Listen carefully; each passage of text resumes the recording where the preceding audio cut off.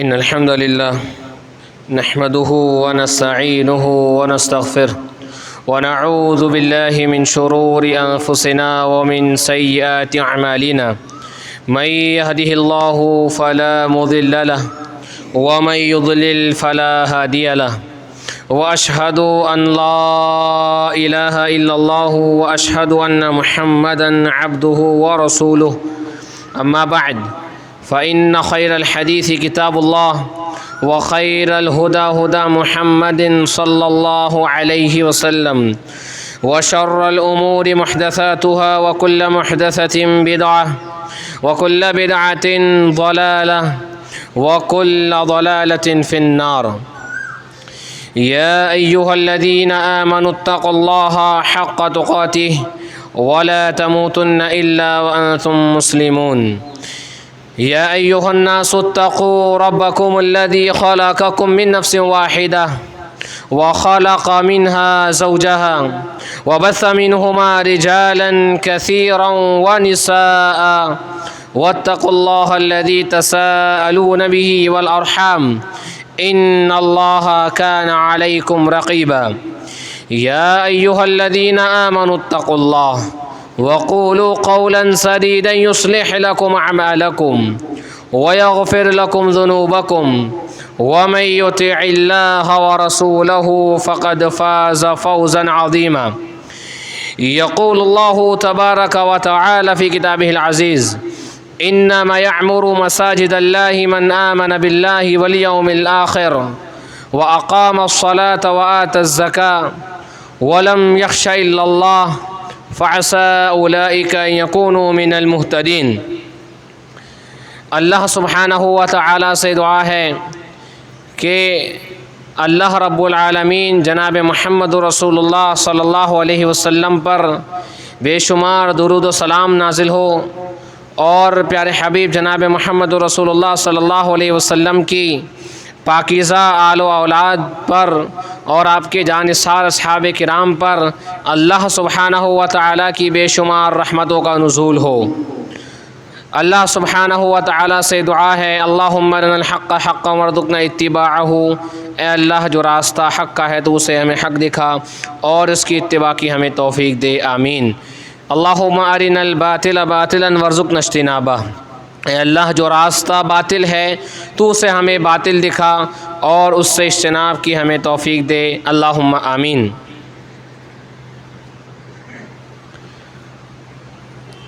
میرے عزیزوں، مساجد اللہ سبحانہ و تعالیٰ کے وہ عظیم گھر ہیں کہ جن کے فضائل اور مناقب میں احادیث نبویہ صلی اللہ علیہ وسلم میں متعدد احادیث وارد ہوئی ہیں، جن میں مساجد کے فضل، ان سے محبت، ان کی تعظیم اور ان کے مقام و مرتبے کو واضح کیا گیا ہے اور ہمیں ان چیزوں کے کرنے اور ان چیزوں کے اپنانے کے لیے ابھارا اور حکم دیا گیا ہے۔ اللہ سبحانہ و تعالیٰ کی جس آیت کریمہ کی تلاوت ہم نے خطبہ مسنونہ میں کی، اس کا مطلب یہ ہے: انما یعمر مساجد اللہ من آمن باللہ والیوم الآخر واقام الصلاة وآتى الزکاة ولم یخش الا اللہ فعسى اولئک ان یکونوا من المہتدین، کہ یقیناً اللہ سبحانہ و تعالیٰ کی مساجد کو وہی لوگ آباد کرتے ہیں من آمن باللہ، جن کا اللہ تبارک و تعالیٰ پر ایمان ہوتا ہے، والیوم الآخر،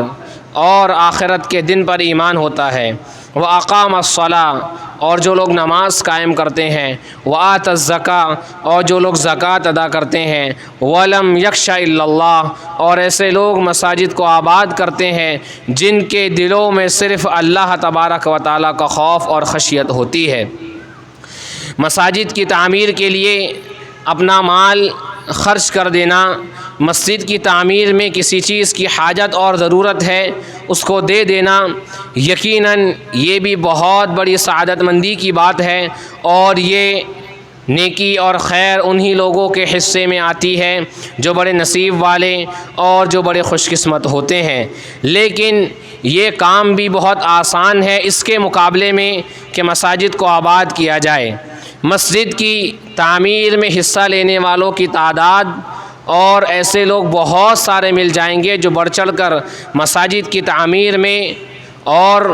اس کے دوسرے اخراجات میں حصہ لینے والے ہیں۔ ان کے مقابلے میں ایسے لوگوں کی تعداد بہت کم نظر آئے گی جو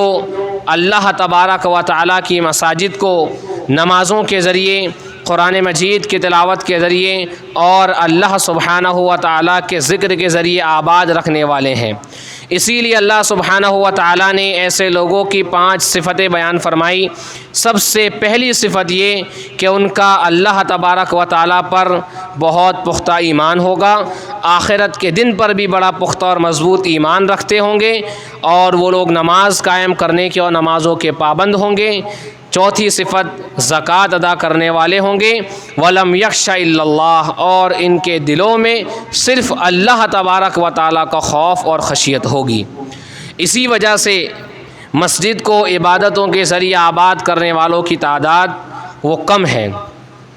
مسجد کو آباد کرنے کے بہت سارے اسباب اور ذرائع ہیں،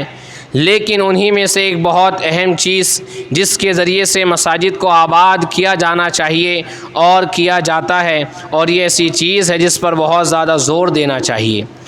وہ ہے مساجد کو دینی علوم اور شرعی علوم کی تعلیم کے ذریعے سے بھی آباد اور شادمان رکھا جائے۔ مساجد میں شریعت کی تعلیم کے لیے مدارس اور مکاتب کا اہتمام ہو، اور یہ ذمہ داری ہے ان لوگوں کی جو اس مسجد میں 5 وقتہ نماز کے لیے حاضر ہوتے ہیں، اور ان لوگوں کی بھی ذمہ داری ہے جو اس مسجد سے جڑے ہوئے ہیں، چاہے مالی تعاون کے ذریعے ہو یا کسی اور ذریعے سے ہو۔ میرے عزیزوں، اور ان میں بھی خاص طور سے قرآن مجید کی تعلیم اور قرآن مجید کو سیکھنے اور سکھانے کے ذریعے مساجد کو ہمیشہ آباد رکھنا چاہیے، اور اس کے لیے ہر صاحب ایمان کو، بلکہ ہر مسجد میں آنے والے ایک مصلی کو جان اور مال دونوں اعتبار سے اپنا تعاون اور محنت پیش کرنی چاہیے۔ ایسے لوگ جو مساجد میں قرآن مجید کی تعلیم لیتے ہیں، قرآن مجید کو سیکھتے اور سکھاتے ہیں، اللہ سبحانہ و تعالیٰ کے یہاں ایسے لوگوں کا بڑا مقام و مرتبہ ہے۔ جناب محمد رسول اللہ صلی اللہ علیہ وسلم نے بیان فرمایا، وعن ابی ہریرہ رضی اللہ تعالی عنہ قال قال رسول اللہ صلی اللہ علیہ وسلم ما اجتمع قوم فی بیت من بیوت اللہ تعالی الا یتلون کتاب اللہ ویتدارسونہ بینہم الا نزلت علیہم السکینۃ وغشیتہم الرحمۃ وحفتہم الملائکۃ وذکرہم اللہ فی من عندہ، رواہ مسلم فی کتاب الذکر والدعاء۔ نبی علیہ الصلوۃ والسلام نے کہا کہ جب بھی کوئی قوم اللہ تبارک و تعالیٰ کے گھروں میں سے کسی گھر میں جمع ہوتی ہے، یتلون کتاب اللہ، اللہ تبارک و تعالیٰ کی کتاب کی تلاوت کرتے ہیں، ویتدارسونہ بینہم، اور اللہ سبحانہ و تعالیٰ کی کتاب کا دراسہ کرتے ہیں، اس کو سیکھتے ہیں، ان کے لیے کیا مقام و مرتبہ ہے؟ الا نزلت علیہم السکینہ، اللہ سبحانہ و تعالیٰ کی جانب سے ان پر سکونت کا نزول ہوتا ہے، وغشیتہم الرحمۃ، اور اللہ سبحانہ و تعالیٰ کی رحمت ایسے لوگوں کو ڈھانک لیتی ہے، وحفتہم الملائکہ، اور اللہ کے فرشتے ایسے لوگوں کو گھیر لیتے ہیں، وذکرہم اللہ فی من عندہ، اور اللہ سبحانہ و تعالی ایسے لوگوں کا ذکر اپنے معزز فرشتوں کے سامنے کرتا ہے۔ لہذا جو لوگ بھی تعلیم لیتے ہیں، تعلیم قرآن مجید کو سیکھتے اور سکھاتے ہیں، اور جو لوگ اس میں معاون و مددگار ثابت ہوتے ہیں چاہے کسی بھی ذریعے سے، تو انشاءاللہ وہ سب اللہ تبارک و تعالیٰ کے یہاں اس مقام و مرتبہ اور فضیلت کے حقدار ہوں گے۔ اتنا ہی نہیں، مساجد کو دینی علوم اور شرعی تعلیم کے ذریعے سے آباد رکھنا، اور بالخصوص قرآن مجید کی تعلیم کے ذریعے سے آباد رکھنا، یہ دنیا کے بہترین سے بہترین مال اور قیمتی سرمایے سے زیادہ افضلیت اور اہمیت کا حامل ہے۔ دوسری روایت میں نبی علیہ الصلوۃ والسلام نے بیان فرمایا، وعن عقبۃ بن عامر رضی اللہ تعالی عنہ خرج رسول اللہ صلی اللہ علیہ وسلم ونحن فی الصفۃ فقال أيكم يحب أن يغدو كل يوم إلى بطحان أو إلى العقيق فيأتي منه بناقتين قوموين في غير إثم ولا قطع رحم فقلنا نحب ذلك يا رسول الله صلى الله عليه وسلم فقال ألا يغدو أحدكم إلى المسجد فيعلم أو يقرأ آيتين من كتاب الله خير له من ناقتين وثلاث خير لهم من ثلاث وأربع خير لهم من أربع ومن ذلك عدادهن من الإبل رواہ مسلم فی کتاب صلاۃ المسافر۔ عقبہ بن عامر رضی اللہ عنہ کہتے ہیں کہ ہم صفہ چبوترے پر بیٹھے ہوئے تھے کہ نبی علیہ الصلوۃ والسلام باہر آئے اور ہم سے کہا کیا تم میں سے کوئی آدمی اس بات کو پسند کرتا ہے کہ مدینے کے دو بازار بطحان اور عقیق یہاں جائے اور وہاں سے جا کر بغیر کسی گناہ کے اور بغیر رشتہ داریوں کو کاٹے ہوئے وہ دو قیمتی بڑے کوہان والی اونٹنیاں لے کر کے آ جائے؟ صحابہ نے کہا اللہ کے نبی علیہ الصلوۃ والسلام ہم سب اس بات کو بہت پسند کرتے ہیں۔ تو نبی صلی اللہ علیہ وسلم نے کہا کہ تم میں سے ایسا کیوں نہیں کرتے کہ تم مسجد آؤ فَيَعْلَمْ أَوْ يَقْرَأَ آیَتَيْنِ مِن کتاب اللہ، اور آ کر کے قرآن مجید کی دو آیتوں کی تلاوت کرو یا قرآن مجید کی دو آیتوں کی تعلیم حاصل کرو، خیر لہ من ناقتین، یہ دو انتہائی بہترین اونچے اور بڑے کوہان والی اونٹنیوں سے بہتر ہے۔ 3 آیتوں کا سیکھنا ہے، 3 آیتوں کی تلاوت کرنا یہ 3 اونٹنیوں سے بہتر ہے۔ 4 آیتوں کی تلاوت کرنا یا قرآن مجید کی 4 آیتیں مسجد میں سیکھنا یہ 4 اونٹنیوں سے بہتر ہے، اور اسی طرح آپ اس کو بڑھاتے چلے جائیے۔ ایک بات واضح ہو کہ اس دور کا سب سے قیمتی جو مال ہوا کرتا تھا وہ سرخ رنگ کی اونچے کوہان والی اونٹنیاں ہوا کرتی تھی، اور نبی صلی اللہ علیہ وسلم نے اس دور کے سب سے قیمتی سرمایے کو قرآن مجید کی 2، 3 اور 4 آیتیں سیکھنے سے زیادہ افضل اور اہمیت کا حامل قرار دیا ہے۔ لہذا یہ بہت بڑے عظیم مقام و مرتبے کی بات ہے ان لوگوں کے لیے جو اللہ تبارک و تعالیٰ کے کلام کو سیکھنے کے لیے اور اللہ تبارک و تعالیٰ کے کلام کے ذریعے مساجد کو آباد رکھتے ہیں، گویا وہ دنیا کے قیمتی سے قیمتی مال، سونے چاندی ہیرے جواہرات سے زیادہ اہمیت اور افضل کام اور افضل عمل کو انجام دینے والے ہیں۔ میرے عزیزوں، یہ 2 احادیث آپ لوگوں کے سامنے اس لیے پیش کی گئی ہے کہ اس چیز کو آپ سمجھیں اور اس کی اہمیت کو آپ اپنے ذہنوں میں بٹھائیں، اور ہر کوئی اپنے ذاتی طور پر یہ کوشش کرے کہ کس طریقے سے مساجدوں کو اللہ تبارک و تعالیٰ کے کلام کے ذریعے اور شرعی اور دینی علوم کی تعلیم اور تربیت کے ذریعے سے آباد رکھا جا سکے۔ اللہ سبحانہ و تعالیٰ سے دعا ہے کہ اللہ رب العالمین ہم میں سے ہر کسی کو اپنی استطاعت کے مطابق جان اور مال دونوں اعتبار سے اس عظیم اور اس عظیم الشان کو کام کرنے کی توفیق عطا فرمائے، اللہم آمین۔ میرے عزیزوں، مسجد کی ایک اور بہت اہم چیز جس میں کہیں نہ کہیں ہم سے کافی حد تک کوتاہی ہوتی ہے وہ یہ ہے کہ مسجد کی تنظیف یعنی مسجد کی صفائی اور ستھرائی یہ ہر مصلی اور مسجد میں آنے والے ہر شخص کی ذمہ داری ہے اور اس کا فریضہ ہے، اخلاقی فریضہ بھی ہے،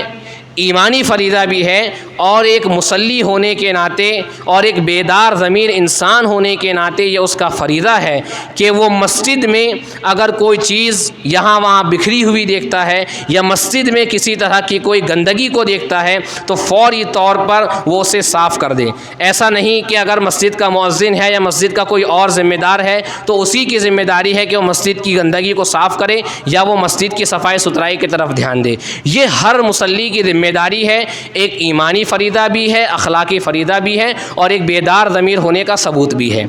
میرے عزیزوں، اس سلسلے میں شریعت اسلامیہ نے ہمیں بڑی تاکید کی ہے۔ وعن عائشہ رضی اللہ تعالیٰ عنہا قالت امر رسول اللہ صلی اللہ علیہ وسلم ببناء المساجد فی الدور وان تنظف وتطیب، رواہ ابو داؤد فی کتاب الصلاۃ۔ سنن ابی داؤد کتاب الصلاۃ کی روایت ہے، عائشہ رضی اللہ عنہا کہتی ہیں کہ نبی علیہ الصلاۃ والسلام نے ہمیں صرف مساجد بنانے کا حکم نہیں دیا بلکہ اس بات کا بھی حکم دیا ان تنظف وتطیب، کہ مساجد کو انتہائی صاف ستھرا رکھا جائے، وتطیب، اور مساجد کو خوشبودار بنایا جائے اور مساجدوں کے اندر خوشبو جو ہے وہ اس کا اہتمام کیا جائے۔ محض اتنا ہی نہیں، آئیے خود دیکھیں نبی علیہ الصلاۃ والسلام نے اس کا کس قدر اہتمام کیا ہے۔ یہ مثال ایسی ہے جو ہم سب کے ایمان کو تازہ کر دینے والی ہے اور ایک بہت بہترین مثال اور نمونہ ہم سب کے لیے چھوڑنے والی ہے۔ وعن انس رضی اللہ تعالی عنہ ان النبی صلی اللہ علیہ وسلم رأى نخامة في المسجد ورأى نخامة في القبلة فشق ذلك عليه صلى الله عليه وسلم حتى رؤي في وجهه فقام حتى حقه بيده صلی اللہ علیہ وسلم او كما قال علیہ الصلوۃ والسلام، رواہ البخاری فی کتاب الصلاۃ۔ صحیح بخاری کتاب الصلاۃ کی روایت ہے۔ یہ حدیث پر ہم سب غور کریں اور آج یہاں سے اس چیز کو سمجھ کر اور لے کر کے اٹھیں کہ ہماری کیا ذمہ داری ہے اس تعلق سے۔ انس بن مالک رضی اللہ عنہ کہتے ہیں ان نبی صلی اللہ علیہ وسلم رأى نخامة فی المسجد، نبی علیہ الصلوۃ والسلام نے قبلے کی طرف بلغم کو پڑا ہوا دیکھا۔ فشق ذلك علیہ صلی اللہ علیہ وسلم، تو نبی علیہ الصلوۃ والسلام کو اس چیز سے بہت تکلیف ہوئی۔ حتی رؤی فی وجہہ، اور اللہ کے نبی علیہ الصلوۃ والسلام کے چہرے پر تکلیف اور غصے کے آثار صحابہ کرام رضوان اللہ علیہم اجمعین نے محسوس کیے۔ لیکن نبی علیہ الصلوۃ والسلام نے کیا کیا، وہاں موجود کسی صحابی کو آپ نے نہیں کہا کہ دیکھو وہاں بلغم پڑا ہوا ہے تم اٹھ کر کے صاف کر دو، نہیں۔ فقام فحقہ بیدہ صلی اللہ علیہ وسلم، اللہ کے نبی علیہ الصلوۃ والسلام بذات خود کھڑے ہوئے اور وہ بلغم جو قبلے کی جانب پڑا ہوا سوکھ چکا تھا، فحقہ بیدہ، نبی صلی اللہ علیہ وسلم نے اس سوکھے ہوئے بلغم کو خود اپنے ناخون سے خرش کر کے مسجد کو صاف کر دیا۔ اللہ اکبر۔ نبی علیہ الصلوۃ والسلام چاہتے تو صحابہ کرام کو بول سکتے تھے، لیکن نبی علیہ الصلوۃ والسلام وہ نبی ہیں، تمام نبیوں کے سردار، بلکہ تمام انسانوں کے سردار، یا نہ صرف تمام انسانوں اور جناتوں کے سردار ہیں، لیکن اس کے باوجود نبی علیہ الصلوۃ والسلام نے عملی نمونہ یہ پیش کیا کہ مسجد میں گندگی موجود ہے اور گندگی بھی بلغم سوکھا ہوا موجود تھا، آپ نے اس کو اپنے ناخون سے خرش کر کے صاف کر دیا۔ نبی علیہ الصلوۃ والسلام نے اس قدر اہتمام کیا ہے۔ محض اتنا ہی نہیں میرے عزیزوں، اگر ہم مسجد میں کسی بھی طرح کی گندگی کو دیکھتے ہیں اور اگر ہم اسے صاف نہیں کرتے تو یہ ہمارے نامہ اعمال میں بطور گناہ کے لکھا جائے گا۔ نبی علیہ الصلوۃ والسلام نے اس بات کی بہت واضح الفاظ میں صراحت کی ہے کہ ایسا عمل اگر کوئی انسان، چاہے وہ مصلی ہو یا مسجد میں کسی اور غرض سے وہ آتا ہو، اگر وہ مسجد کے اندر کسی بھی طرح کی گندگی کو پڑا ہوا دیکھتا ہے اور وہ اسے صاف نہ کرے تو وہ اس کے برے اعمال اور گناہ کے اعمال میں لکھی جاتی ہے۔ صحیح مسلم کی روایت ہے، یہ نبی علیہ الصلوۃ والسلام نے کہا، عرضت علی اعمال امتی حسنها وسیئها، مجھے میری امت کے اچھے اور نیک دونوں طرح کے اعمال دکھائے گئے۔ فوجدت فی محاسن اعمالها الاضاء یماط عن الطریق، تو میں نے میری امت کے بہترین اور اچھے نیک اعمال میں سے یہ چیز کو دیکھا کہ لوگ راستے میں پڑی ہوئی تکلیف دہ چیز کو ہٹا دیتے ہیں۔ ومن مصاوی اعمالها، اور میں نے میری امت کے برے اعمال اور گناہ کے اعمال میں سے یہ چیز دیکھی ہے، النخاعۃ تکون فی المسجد لا تدفن، کہ بلغم یا گندگی مسجد میں پڑی ہوتی ہے اور اسے دفن نہیں کیا جاتا۔ یہ نبی علیہ الصلوۃ والسلام نے کہا کہ میں نے میری امت کے برے اور گناہ کے اعمال میں یہ چیز دیکھی ہے، لہذا اگر ہم کسی بھی طرح کی گندگی مسجد کے کسی بھی حصے میں دیکھتے ہیں تو ہماری ذمہ داری ہے کہ ہم فوری طور پر اسے صاف کر دیں۔ حتیٰ کہ اگر واش روم وغیرہ میں بھی ہمیں گندگی دکھائی دیتی ہے، بھلے ہی وہ ہم نے نہ کی ہو، لیکن کم از کم اس کو صاف ضرور کر دے تاکہ ہمارے بعد اگر کوئی آتا ہے اس کو یوز کرتا ہے تو اس سے تکلیف اور گندگی کا احساس نہ ہو۔ سب سے پہلے تو اس آدمی کی ذمہ داری ہے جو خود جاتا ہے۔ تو میرے عزیزوں، یہ ایک ایسی چیز ہے جس پر ہمیں بہت زیادہ دھیان اور توجہ دینی چاہیے۔ مسجد میں کوئی بھی چیز ہمیں جہاں وہاں پڑی ہوئی دکھائی دیتی ہے یا گندگی دکھائی دیتی ہے، فوری طور پر اسے اٹھ کر کے صاف کر دیں۔ نبی علیہ الصلوۃ والسلام کا اس سے زیادہ بہترین عملی نمونہ اس معاملے میں ہمارے لیے شاید نہیں ہو سکتا کہ خود نبی علیہ الصلوۃ والسلام اٹھ کر کے مسجد میں پھیلی ہوئی گندگی کو اپنے ہاتھ سے صاف کر دیتے ہیں۔ ہم میں سے کون بہت شاذ و نادر ایسا ہوگا، الا ماشاء اللہ، کہ کوئی آدمی اس گندگی اور بلغم کو اپنے ہاتھ سے خرش کر کے صاف کر دے۔ لیکن نبی علیہ الصلوۃ والسلام نے پریکٹیکل یہ چیز ہمیں سمجھائی اور بتائی کہ جب وہ نبی ہو کر سکتے ہیں تو ہم تو امتی ہیں۔ تو یہ بہت اہم نقطہ اور بہت اہم چیز ہے۔ اسی طریقے سے ایک اور چیز جو خصوصاً جمعہ کے دن محسوس جس کی بہت زیادہ شدت ہوتی ہے وہ یہ ہے کہ سب سے پہلے تو جو لوگ اول وقت میں پہنچ جاتے ہیں ان کی ذمہ داری ہے یہ ہے کہ وہ صفوں کو آگے سے مکمل کرتے چلیں. اگر اگلی صفوں میں جگہ باقی ہے تو آپ اس کو مکمل کریں, پھر پیچھے کا آپ جو ہے حصہ بھریں یا پیچھے آ کر کے بیٹھیں. اس کے بعد کیا ہوتا ہے کہ جو لوگ تاخیر سے پہنچتے ہیں اگر ان کو آگے جگہ خالی دکھائی دیتی ہے تو وہ لوگوں کی گردنیں پھلانگتے ہوئے اور لوگوں کی گردنوں کے اوپر سے نکلتے ہوئے آتے ہیں. وہ اگر غلط کر رہے ہیں تو جو لوگ پہلے آنے کے باوجود صفوں کے اندر جگہوں کو پر نہیں کرتے وہ بھی کہیں نہ کہیں اس غلطی کے اور اس غلط کام کے اندر وہ شامل اور شریک ہو سکتے ہیں یا ہو جاتے ہیں. وعن عبداللہ ابن بسر رضی اللہ تعالی عنہ قال جاء رجل يتخطى رقاب الناس يوم الجمعة والنبي صلى الله عليه وسلم يخطب فقال اجلس فقد آذيت. رواه ابو داؤد في كتاب الصلاة. سنن ابی داؤد کتاب الصلاة کی روایت ہے. بسر بن عبداللہ رضی اللہ تعالیٰ عنہ کہتے ہیں کہ جاء رجل يتخطى رقاب الناس, ایک آدمی لوگوں کی گردنوں کو پھلانگتا ہوا لوگوں کی گردنوں کے اوپر سے چلا آ رہا تھا یوم الجمعتی, جمعہ کے دن. والنبی صلی اللہ علیہ وسلم یخطب, اور نبی صلی اللہ علیہ وسلم بیٹھ کر کے خطبہ دے رہے تھے, جمعہ کا خطبہ دے رہے تھے کھڑے رہ کر کے. تو نبی علیہ الصلوۃ والسلام نے ان کو دیکھا تو فقا اجلس فقد آذیت, بیٹھ جاؤ کیونکہ تم لوگوں کو تکلیف دے رہے ہو, تم مصلیان کو تکلیف دے رہے ہو. تو لہذا ایسا عمل کہ آپ اگر لوگوں کی گردنوں کو پھلانگتے ہوئے آئے تو یہ ایک تکلیف دینے کے مترادف ہے جو کہ قطعاً مناسب نہیں ہے, اور اس میں ان لوگوں کی خاص ذمہ داری ہے. میں پھر ایک بار یہ کہوں کہ جو پہلے آتے ہیں وہ منظم طریقے سے صفوں کو درست کر کے بیٹھ جائیں, اور اس کے بعد اگر جگہ آگے کی پر ہو چکی ہے, مکمل ہو چکی ہے, تو جس آدمی کو جہاں جگہ ملے وہ وہیں پر آ کر کے بیٹھ جائے, لوگوں کی گردنیں پھلانگتا ہوا نہ آئے. یہ تو بات جمعہ کے تعلق سے ہوئی. اور اسی طرح جمعہ کے دن بھی اور عام نمازوں میں بھی یہ چیز محسوس کی جاتی ہے کہ اگر آپ کے پیچھے دوسری یا تیسری صف میں کوئی نمازی ہے جو لیٹ ہو گیا ہے, جو تاخیر سے آیا ہے, ہم پہلی صف میں ہیں, ہماری نماز ہو گئی تو نماز کے ہو جانے کے فوراً بعد ہم لوگ وہاں سے اٹھ کر کے چلے جاتے ہیں. اب اگر کسی کی نماز چل رہی ہے تو آپ نمازی کے آگے سے گزر کر چلے جا رہے ہو. انشاءاللہ آنے والے جمعہ میں اس چیز کو تفصیل سے واضح کیا جائے گا. اور اگر کوئی آدمی نماز نہیں بھی پڑھ رہا ہے تو وہ اذکار کر رہا ہے, وہ دعا کر رہا ہے, آپ اس کے کندھے پر ہاتھ مارتے ہو, اس کے ذکر میں اس کی دعا میں خلل ہوتا ہے اور آپ اٹھ کر کے اس کو انگال کر کے چلے جاتے ہو. یہ آداب کے خلاف ہے اور یہ ایک انتہائی نامناسب عمل ہے جو فرض نمازوں میں یا جمعہ کی نماز میں قطعاً نہیں ہونا چاہیے. اگر آپ دیکھ رہے ہیں کہ آپ کا بھائی نماز پڑھ رہا ہے, آپ 1-2 منٹ 2 منٹ 4 منٹ انتظار کر لیں. آپ کا بھائی دعا کر رہا ہے, آپ بھی دعا کر لیں. کم از کم اگر دعا نہیں کر رہے ہیں تو اس کے ذکر یا دعا کا اہتمام کریں اور اپنی جگہ پر بیٹھے رہیں. اسی طریقے سے ایک اور بہت اہم چیز مسجد کے لیے یا کسی بھی نیک عمل یا عبادت کے لیے جو ضروری ہے وہ ہے اخلاص. میرے عزیزوں, جب ہم مسجد میں آتے ہیں تو داخل ہوتے وقت ہم اللہ سے دعا کرتے ہیں اللہم افتح لی ابواب رحمتک, اے اللہ تو میرے لیے اپنی رحمت کے دروازے کھول دے. اب اگر کوئی آدمی مسجد میں آتا ہے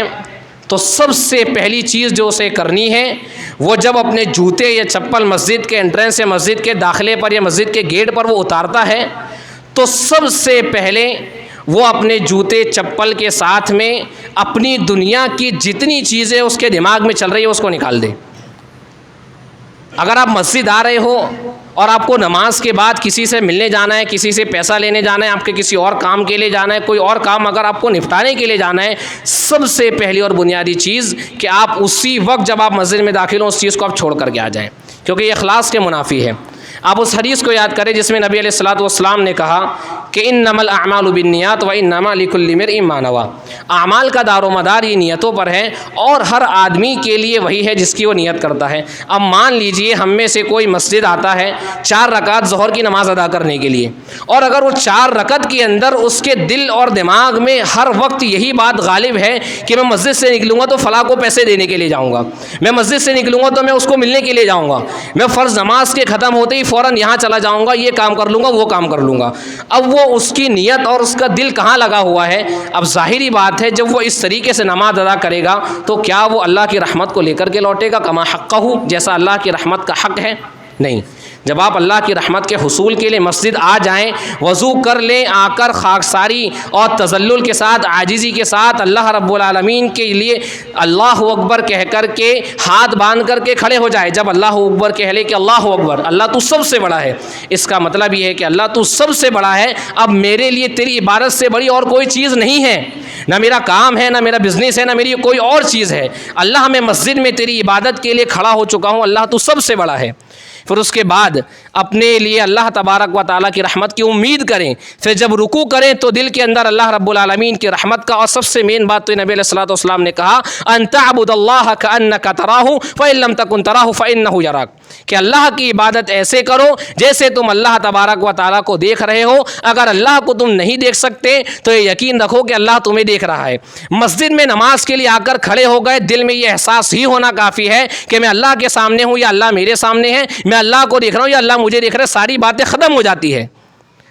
جب یہ نیت سے ہم عبادت کریں گے، جب رکوع میں یہ احساس ہوگا، جب ہم مسجد آئیں تو ہم یہ اللہ رب العالمین کی رحمت کی امید لے کر کے آئیں کہ اللہ رب العالمین گناہوں کا بوجھ بہت ہو گیا ہے، اللہ میرے گناہوں کے بوجھ کو کم کر دے، اللہ رب العالمین میرے اوپر قرض بہت ہو گیا، اللہ میرے قرض کی ادائیگی میں مدد فرما، اللہ تبارک و تعالیٰ میں بیمار ہوں، پریشان ہوں، اللہ سبحانہ و تعالیٰ میرا رزق تنگ ہو چکا ہے، اللہ رب العالمین تو تیری رحمت سے مجھے شفا دے دے، اللہ تو تیری رحمت کے ایسے دروازے کھول دے میرے مولا جس سے میرے گناہ معاف ہو جائے۔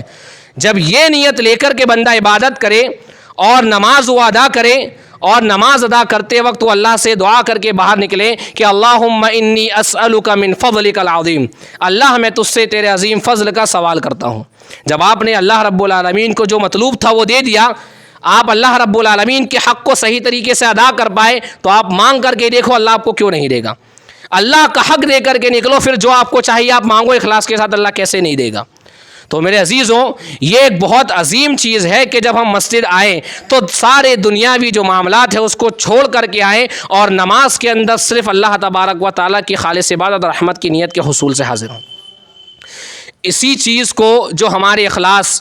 اور نمازوں کے اور عبادت کے منافی چیز ہے، شاید لوگوں کو علم نہیں ہے، یا اگر علم بھی ہے تو ذہنوں سے وہ چیز اوجھل ہو جانے کی وجہ سے ایک بہت بڑی چیز، ایک بہت بڑے گناہ کا ہم ارتکاب کرتے ہیں۔ وعن انس بن مالک رضی اللہ تعالی عنہ ان النبی صلی اللہ علیہ وسلم اذا رأيتم في المسجد من يبيع او يبتاع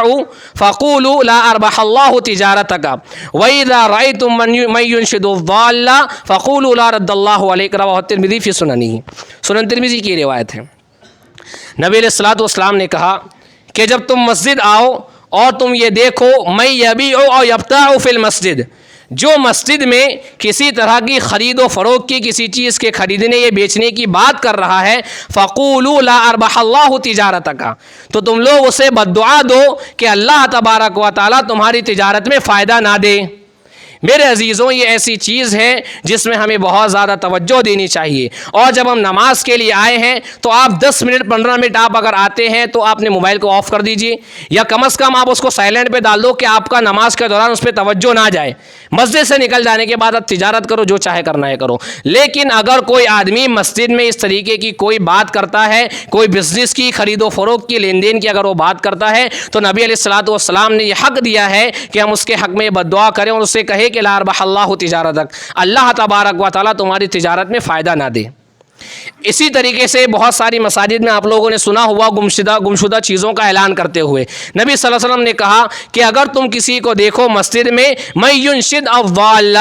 جو مسجد میں سے کسی گمشدہ چیز کا اعلان کرتا ہے تو تم اس کو بد دعا دو، لا رد اللہ علیک، کہ اللہ تمہاری اس چیز کو تمہارے پاس کبھی نہ لوٹائے، کیونکہ یہ مساجد کے قیام کا مقصد نہیں ہے، نہ ہی مساجد سے تجارت، خرید و فروخت کی لین دین اور گفتگو کرنا، اور نہ ہی مسجدوں سے گمشدہ چیزوں کا اعلان کرنا۔ اس کے قیام کا مقصد اللہ تبارک و تعالیٰ کی عبادت ہے، اور اللہ رب العالمین کی عبادت اور قرآن مجید کی تعلیم کے ذریعے سے اس کو آباد کرنا ہے۔ ایک آخری بات میرے عزیزوں، اگر ہم مسجد میں عبادت کی نیت سے آئے ہیں،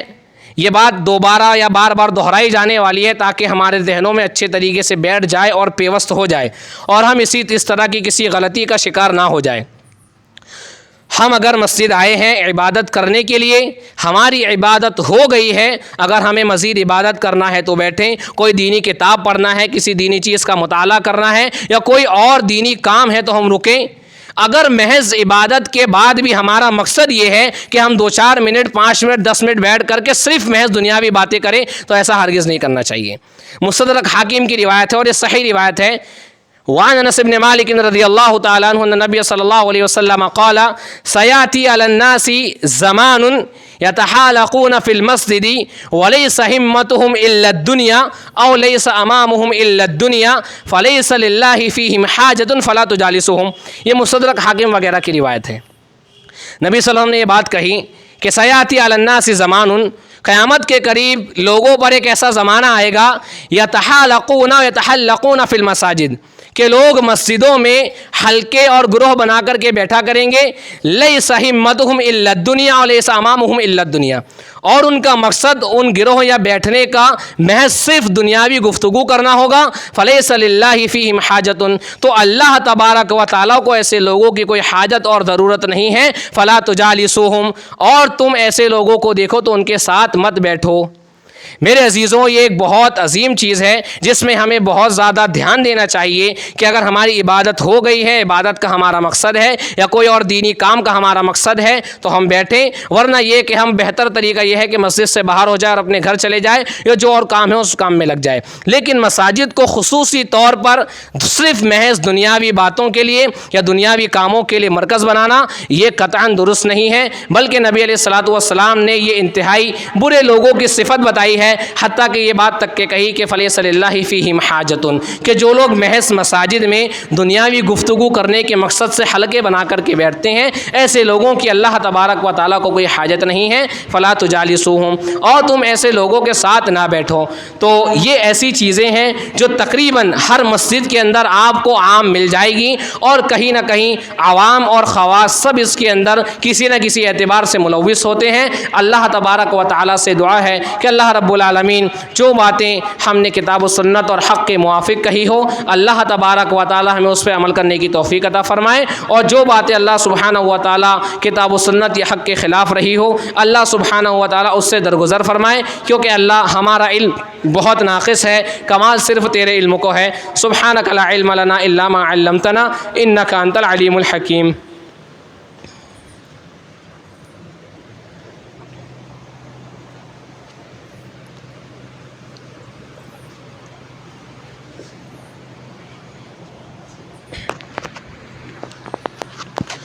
ان الحمد لله نحمده ونستعينه ونستغفره ونعوذ بالله من شرور انفسنا ومن سيئات اعمالنا، من يهده الله فلا مضل له ومن يضلل فلا هادي له، واشهد ان لا اله الا الله واشهد ان محمدا عبده ورسوله، اما بعد فان خير الحديث كتاب الله وخير الهدي هدي محمد صلى الله عليه وسلم، وشر الامور محدثاتها وكل محدثة بدعة وكل بدعة ضلالة وكل ضلالة في النار۔ يا أيها الذين آمنوا اتقوا الله حق تقاته ولا تموتن إلا وأنتم مسلمون، إن الله وملائكته يصلون على النبي يا أيها الذين آمنوا صلوا عليه وسلموا تسليما۔ اللهم صل على محمد وعلى آل محمد كما صليت على إبراهيم وعلى آل إبراهيم إنك حميد مجيد، اللهم بارك على محمد وعلى آل محمد كما باركت على إبراهيم وعلى آل إبراهيم إنك حميد مجيد۔ إن الله يأمر بالعدل والإحسان وإيتاء ذي القربى وينهى عن الفحشاء والمنكر والبغي يعظكم لعلكم تذكرون، ولذكر الله أكبر والله يعلم ما تصنعون۔